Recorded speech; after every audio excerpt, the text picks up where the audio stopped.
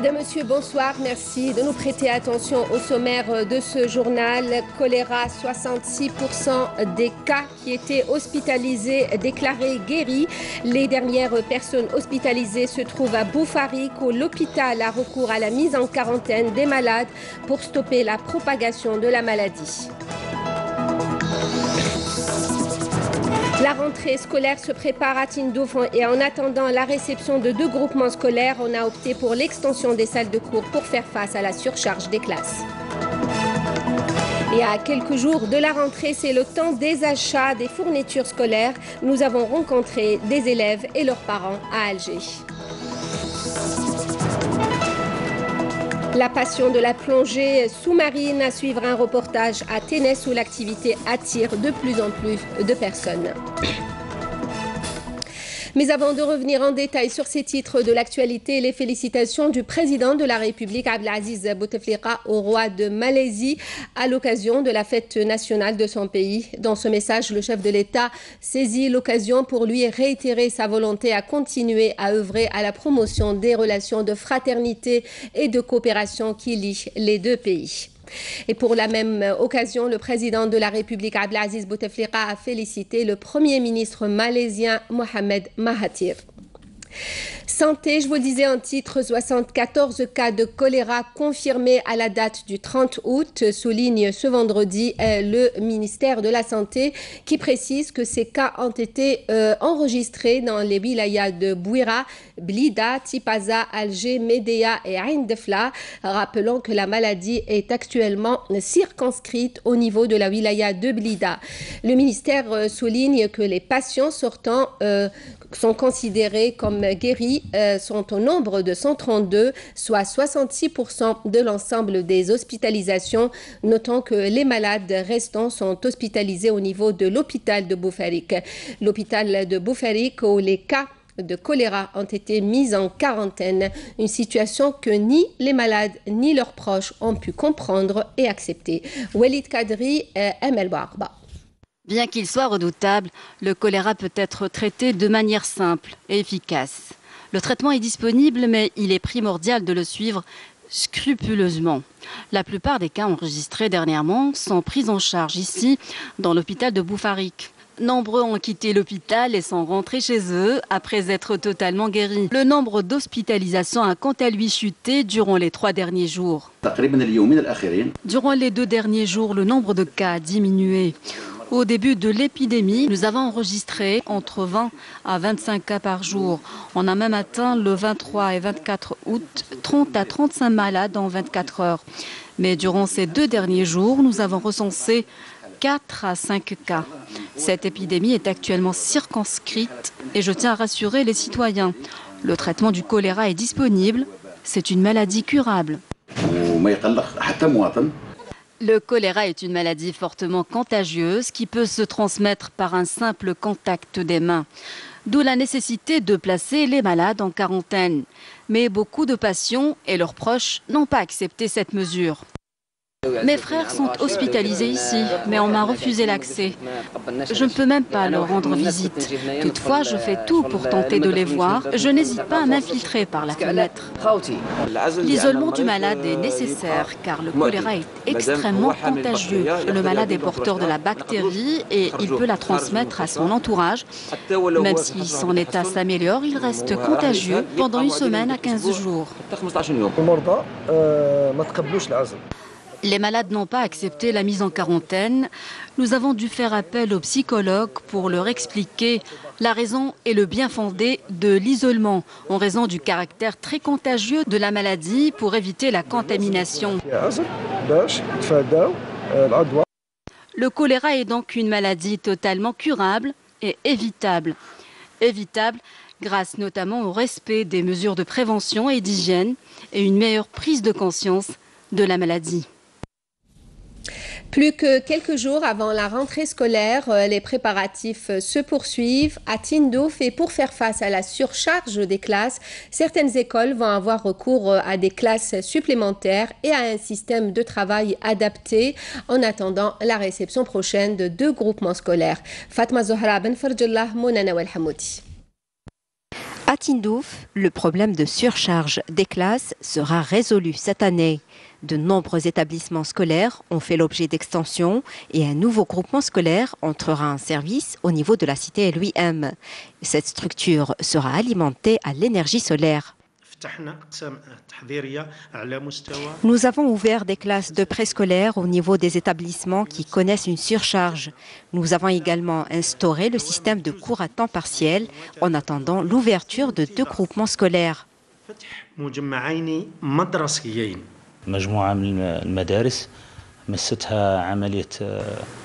Bon nombre d'écoles ont fait l'objet d'extensions, ce qui permettra d'alléger considérablement la surcharge dans les classes, notamment dans la région de Hassi Ammar, ainsi qu'à la cité El Hikma ou encore à la cité Al Nasr.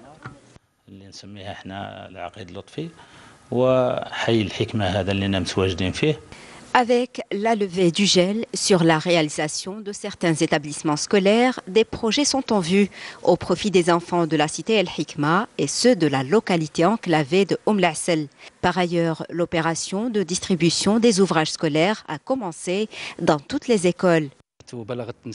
À ce jour, le taux d'inscription des élèves est à 60%. Nous nous préparons à accueillir les nouveaux élèves de la première année et nous essayons de les adapter au milieu scolaire.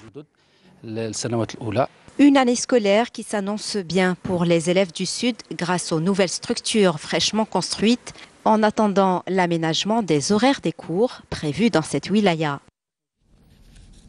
Une rentrée scolaire sous le signe de la prévention. Les règles d'hygiène seront renforcées et dans les établissements scolaires, tout semble fin prêt pour accueillir les élèves le 5 septembre prochain. Le reportage de Siham Kenouch. La rentrée scolaire imminente, les écoles entament leurs dernières préparatives afin d'accueillir donc les élèves le mercredi 5 septembre. Les classes nettoyées, repeintes, la liste pédagogique établie, la directrice de l'établissement nous dit. Nous avons rejoint l'établissement à partir du 19 août et nous avons appelé les professeurs. On leur a remis leur emploi du temps, la liste des élèves à venir. Mais il y a surtout le travail pédagogique qui est long. Le matériel pédagogique des écoles rénovées, des microscopes et aussi notre fameuse balance de Roberval, des lotions désinfectantes et aussi un tableau d'affichage pour sensibiliser les écoliers à la propreté. Bien que les chants des cigales persistent, la rentrée flotte dans l'air. Voici à présent une école à Ilizi qui va entièrement fonctionner à l'énergie solaire, une école pilote qui devrait servir de modèle pour toutes les écoles du pays. Jézia Bayou. Pour la première fois, une école au sud de l'Algérie fonctionnera entièrement à l'énergie solaire. Il s'agit de l'école primaire Mohamed Frahi dans la wilaya d'Ilizi, une école pilote qui s'active à quelques jours de la rentrée scolaire pour accueillir ses écoliers dans la lumière des énergies solaires.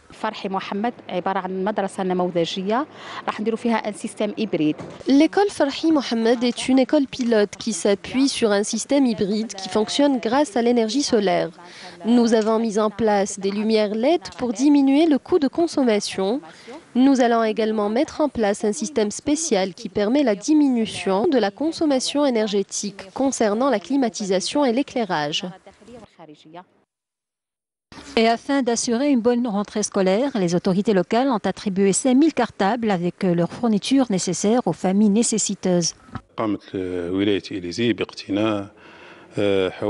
La wilaya d'Ilizi s'est dotée d'environ 5000 cartables qui contiennent toutes les fournitures scolaires nécessaires.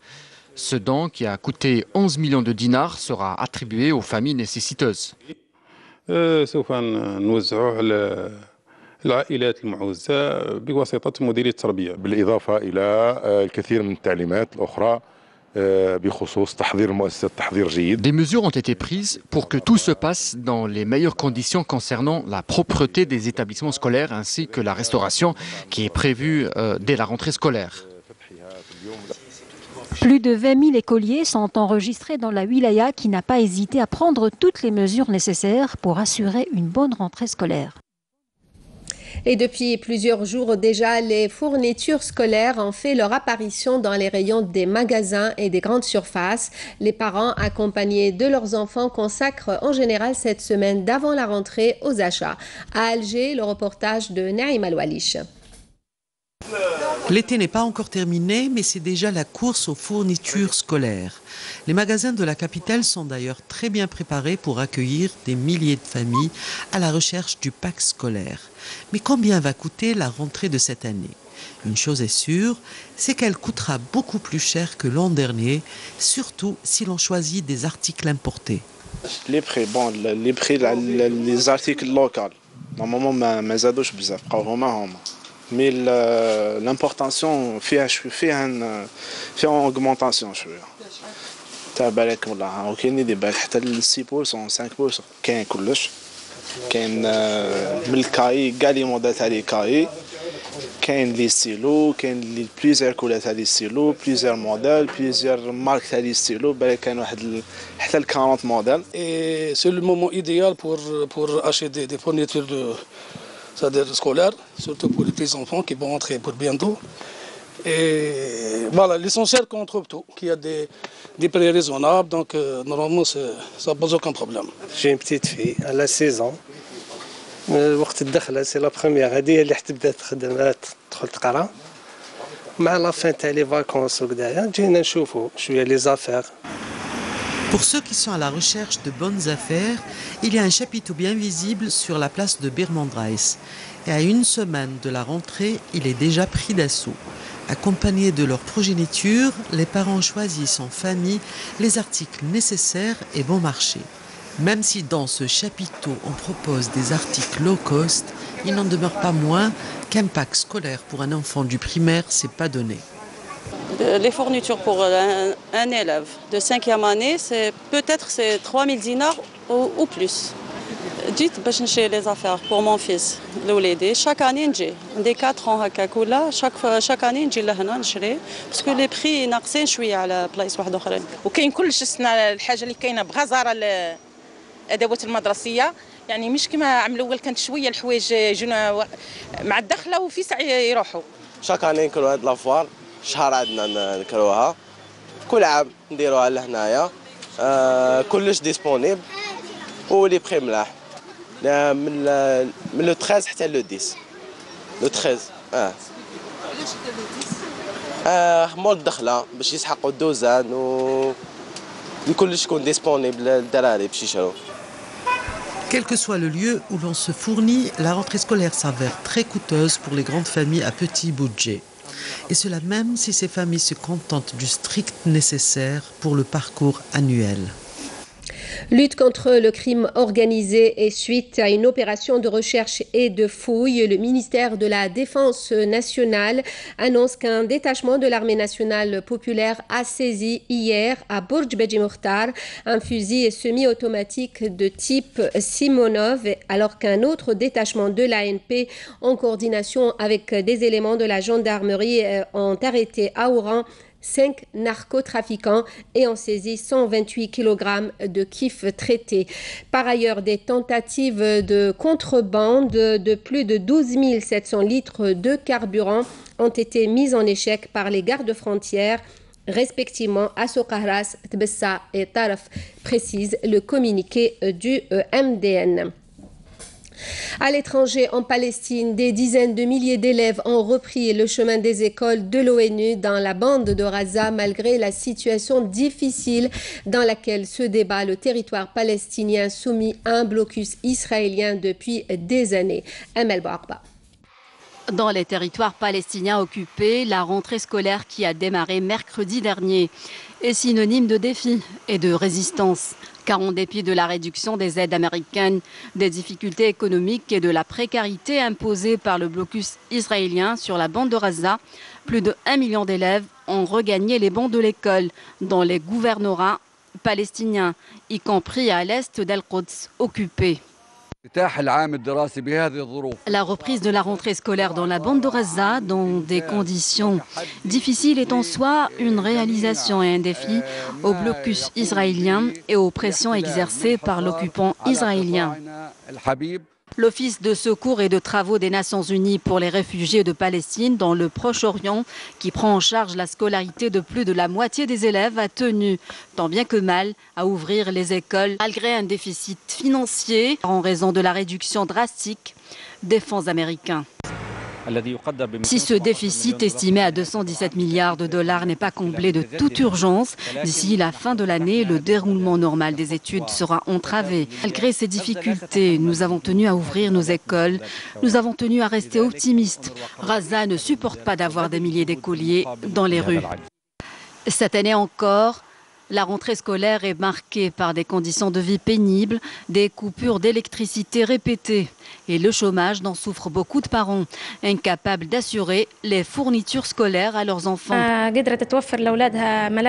Les parents n'ont pas pu acheter des vêtements pour leurs enfants, ni le nécessaire en matière de fournitures scolaires. Certes, les conditions sont extrêmement pénibles, mais nous ne baisserons pas les bras, nous allons donner le meilleur de nous-mêmes, car notre réussite scolaire est un moyen de résistance face à l'occupant israélien. Mais même dans la douleur, les élèves palestiniens, tous paliers confondus, sont unis, animés par la force inouïe que procure la résistance contre l'injustice.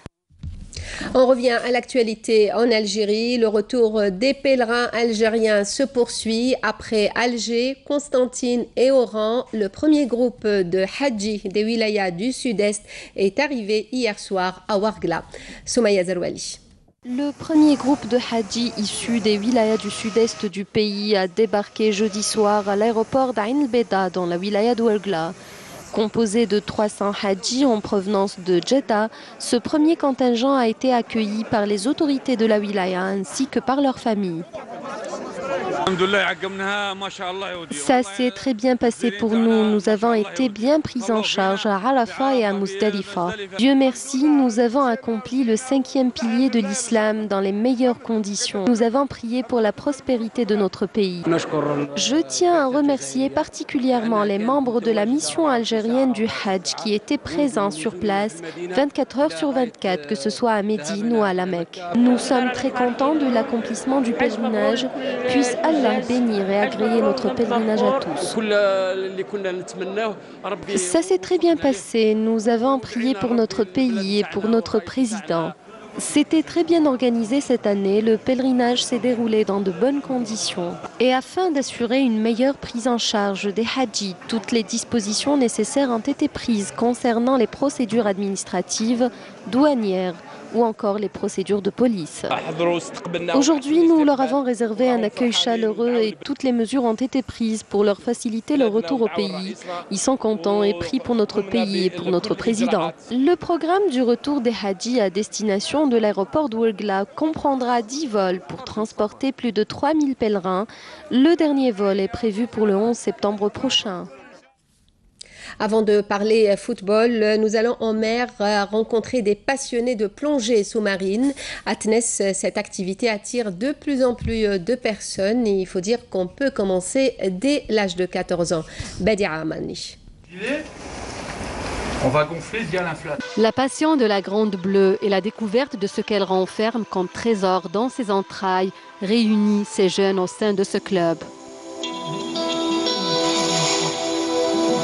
La marine est une activité qui est ouverte à tout le monde à partir de 8 ans. La plongée sous-marine est ouverte à tout le monde à partir de 8 ans.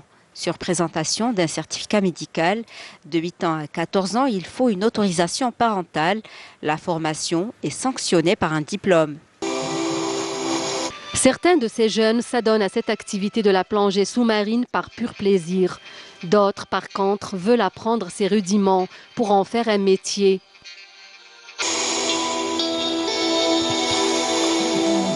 Franchement, c'est une chose extraordinaire, formidable, époustouflant simplement. À beaucoup d'occasions, nous avons organisé des activités. Parfois, nous nettoyons la côte de Tness et parfois les fonds marins.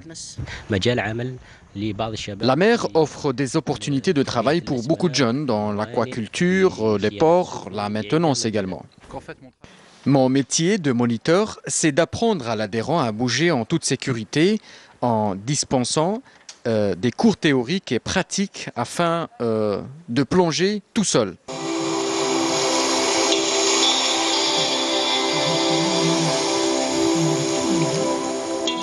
La plongée sous-marine attire de plus en plus de jeunes en Algérie. Un sport qui rime avec magie, plaisir et découverte.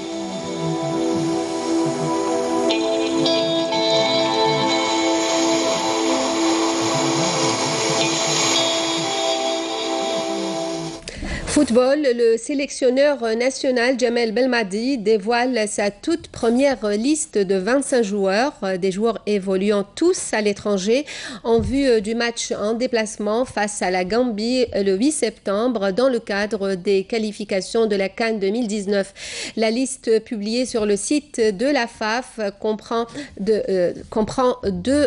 nouveaux joueurs, le gardien de but Alexandre Okidja qui joue au FC Metz en France et le milieu offensif Farid Boulaya du même club. À noter notamment le retour du gardien de but Raïs Mboulhi, Sofiane Ferrouli ou encore Rafiq Halish qui n'a plus été convoqué depuis mars 2015. Les 25 joueurs convoqués seront en stage à partir de lundi prochain au Centre technique national de Sidi Moussa. Les Verts s'envoleront pour Banjul le 6 septembre à bord d'un vol spécial. C'est à présent l'heure de la prière d'El Maghreb pour Alger et ses environs.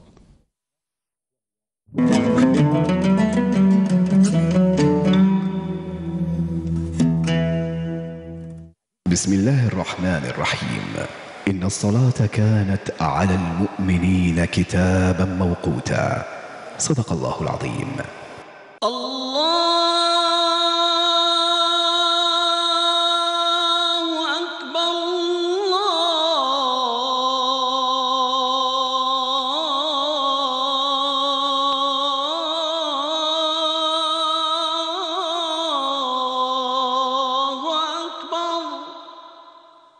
أشهد أن لا إله إلا الله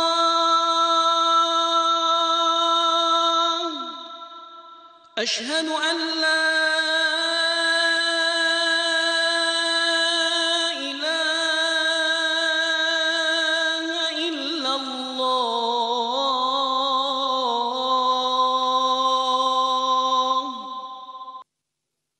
أشهد أن محمدًا رسول الله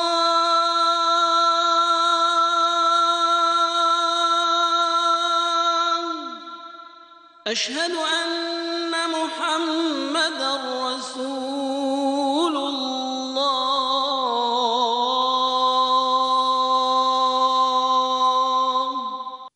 حي على الصلاة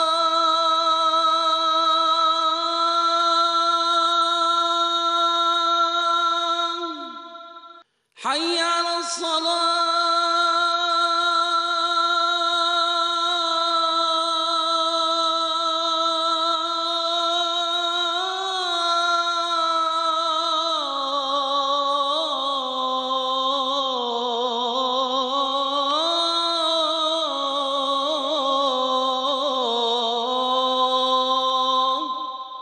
حي على الفلاح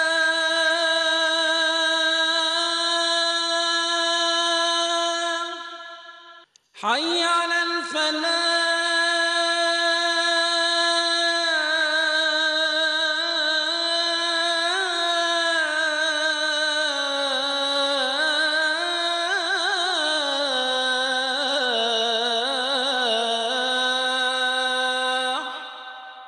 الله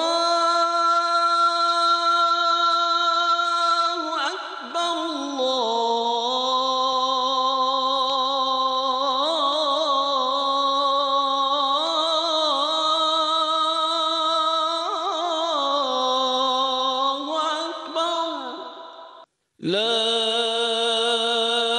إله إلا الله. اللهم رب هذه الدعوة التامة والصلاة القائمة آت محمدا الوسيلة والفضيلة والدرجة الرفيعة وابعثه اللهم مقاما محمودا الذي وعدته. C'était là l'appel à la prière d'Al-Maghreb pour Alger et ses environs. Le rappel des principaux titres du journal avant de nous quitter.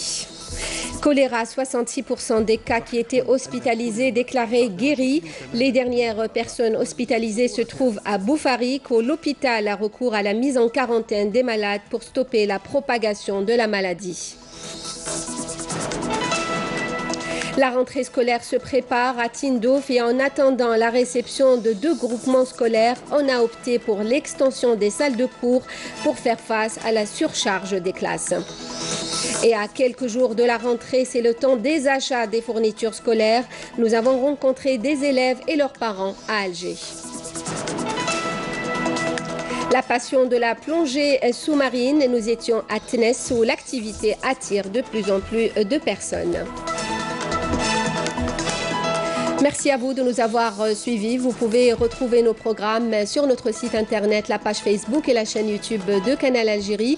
Pour le journal, à 20h, l'édition en arabe. Demain à midi, Nejma Halesh. Nous, on se retrouve à 19h. Passez une bonne soirée.